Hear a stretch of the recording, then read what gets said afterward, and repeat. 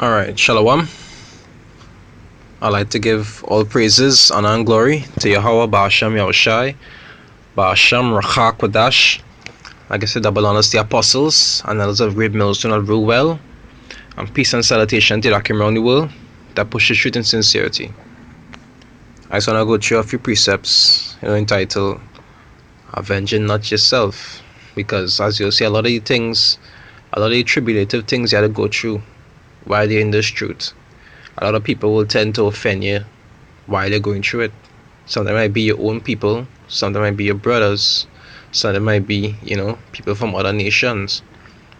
But when it comes to the scriptures, we know everything have balance. You have to be very careful when it comes to actually trying to avenge yourself or seeking, payback for certain things that happen to you.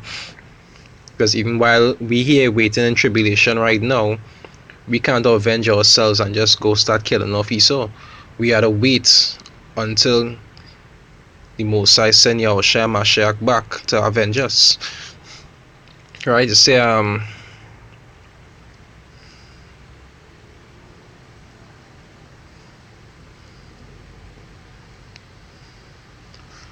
the Romans 12 start from 17, right? It say recompense no man evil for evil. Right? Now, like we know, the scriptures have a balanced state, right? Just know how to weigh these things out according to the Spirit.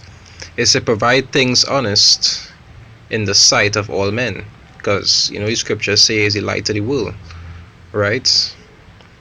So even though a man being wicked, you trying to match him wouldn't show that you're a child of light. Everything just have a balanced stage. Just how to know how to weigh these things out. It's like what the scriptures talk about. Saying things, being edifying onto the listeners. You understand? Say verse 18 is say, if it be possible, as much as lieth in you, to live peaceably with all men. You understand? Not just as with your brethren or with people of your kind, but even like say in your workplace, for example, you feel bunks of heathens, straight up Esau, Elam, all these different nations, and you have to live according with them because this is their kingdom. You understand? Just like the elders and them, they say don't make your life more complicated. Not because you're under their captivity, you will go and want to play rebellious and put yourself in problems. You understand? Trying to avenge yourself in smart ways. You have to know how to be humble and weigh things out. Right? It said, dearly beloved, avenge not yourselves, but rather give place unto wrath. Right? For it is written, vengeance is mine, I will repay, saith the Lord. The second scriptures say, it's a glory of the Most High, like 2 Thessalonians 1:6, to repay tribulation to them that trouble you. Just paraphrasing. You understand? We had to wait until he comes back and actually, take vengeance for us. Now, if you have your children and your children offend you, you can cut a deal. But like I say, everything is balanced. You just don't go around avenging yourself and doing things just because it's in your power to do so, or because you might have an opportunity to do it. You understand? Sometimes you gotta be humble and know how to weigh things out. You say, therefore, if thine enemy hunger, feed him. If he thirst, give him drink. For in so doing, thou shalt heap coals of fire on his head. Like you'll see, sometime a Jake, one of these so-called two-thirds out here might offend you. But it mightn't be in a big way. You'll just let it go. Because at the end of the day, he offend one of the little ones, as the scriptures say. So he already have a bullseye on his head. The Most High will get him for what he did. You understand? You don't need to actually do him anything. Not to say he put a knife and try to stab you. You gotta know how to weigh these things out. Because the Most High, if once is a man of the Most High, if somebody actually does offend you, they create a problem for themselves. So you have to be mindful and weigh it out when you actually want to go and avenge yourself, especially in this kingdom with Esau laws. It said, be not overcome of evil, but overcome evil with good. Right? It's like what the scriptures say, wisdom is the principal thing, So get wisdom. I'm gonna read that. I love that scripture. I will. Proverbs 4:7. It says, wisdom is the principal thing. Therefore get wisdom, and with all thy getting, get understanding. So not everything that you read will be at face value. The Spirit will show you how to weigh things out if the Most High actually working with you. Sometimes you have to deal with certain things, and then sometimes you'll have to leave it and let it be the Most High will. He will have to deal with it accordingly.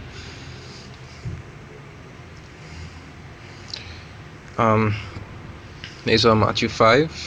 Matthew 5 verse... Say that Matthew 5 is from 43, right?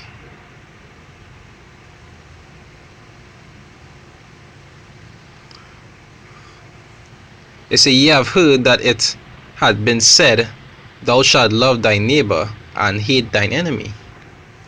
Say, but I say unto you, love your enemies, bless them that curse you. It said, do good to them that hate you, and pray for them which despitefully use you and persecute you. Right now, like I say, all these things have a balanced state, because there are different types of enemies in this world. You're gonna bless Esau, but the scriptures say enemies is be them of your own household also. This I don't know how to. That's how the scriptures say compare spiritual things with spiritual. I don't know how to weigh these things out. You wouldn't go and bless Esau because the Most High hate Esau. Blessing Esau wouldn't profit you or anything. But as for, like, say, family members who might curse you out and might wanna cast your name out as evil because of the things that you teach them, because they don't understand. As a man of the Most High, you would understand that you're not given to them, so they wouldn't see things on the level that you just see it. So when they cursing you, they heaping coals upon their own head. You don't even have to take them on. They say, but I say unto you, love your enemies. Well, I read this just now. So like here, 45, right? They say that ye may be the children of your Father which is in heaven. For he maketh his sun to rise on the evil and on the good, because he came for overall all of Israel. He just came for the elect and the wanted first, but originally all of Israel would be saved in the kingdom. So he came for the ones good as well as the ones who bad, right? And sendeth rain on the just and on the unjust. And all that goes back to things like mercy, knowing how to show mercy, because sometimes you might watch somebody offend you and you might want to be hard-hearted towards them, but hey, we just offend the Most High every single day, and the Most High does still show us mercy. So you just have to be able to show others that level of mercy also. You understand? All of these things have balanced state, right? It say, for if ye love them which love you, what reward have ye? Do not even the publicans the same? Because the publicans just love publicans and just treat them very nice.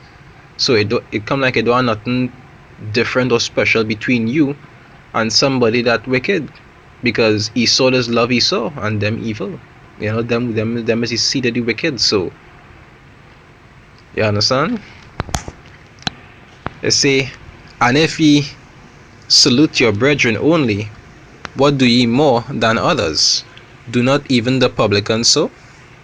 They say, be ye therefore perfect, even as your Father which is in heaven is perfect. So just like how, for example, the Most High Yahushua did these things, being followers of him, we had to do these things also.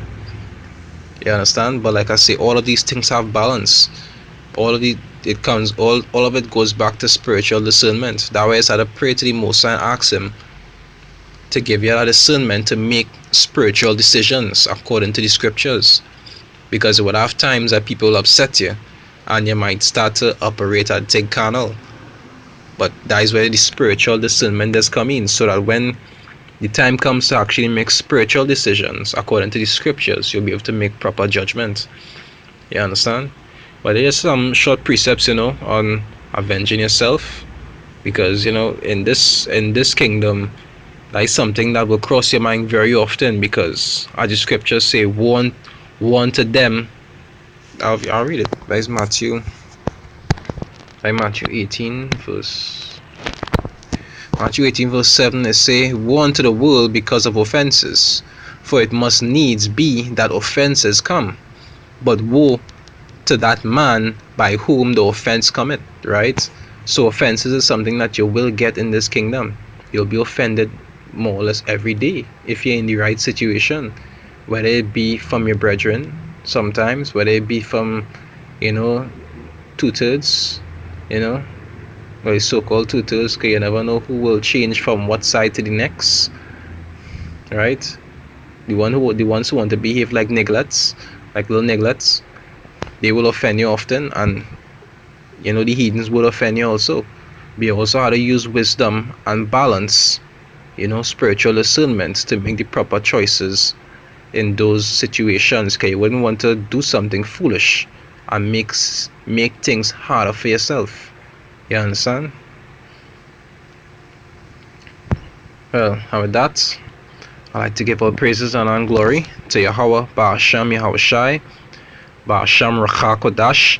I'd like to say double honors to the apostles and elders of Great Millstone of Ruwell, and peace and salutation to the Akim around the world that push the truth in sincerity. Right? This is Yaraba from the Trinidad camp saying Shalom, brothers, stay strong.